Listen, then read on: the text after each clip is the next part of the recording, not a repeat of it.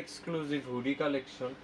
এই যে এটা যেমন ব্যাক প্রিন্টের, খুবই সুন্দর। অনেক ভাই ব্রাদারের রিকোয়ারমেন্ট ছিল যারা বাইরে ট্রাভেল করে বা দেশের বাইরে স্টে করে। এটা যেমন আছে কমান্ডোর, এটা তো আবার এই যে বাইকার্স গ্রিপ করে দিছে, যারা আর কি বাইকার্স ভাই ব্রাদার আমাদের, তাদের জন্য খুবই ইউজফুল একটা প্রোডাক্ট। তারপরে এই যে আছে কমান্ডোর হাফ জিপারের ভিতরে।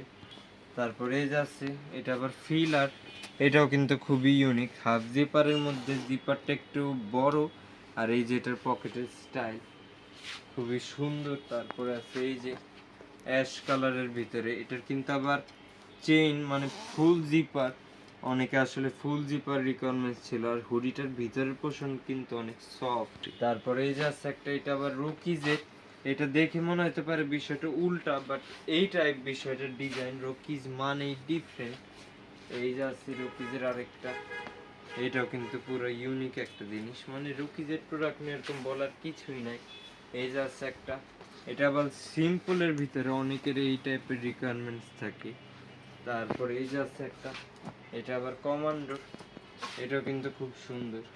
তারপরে এই যে এটা আছে আর একটা ব্যাক প্রিন্টের ভিতরে, এটাও খুবই সুন্দর। এই যে আছে একটা, এইটার আবার উপরের পোর্শনটা পুরাই আলাদা।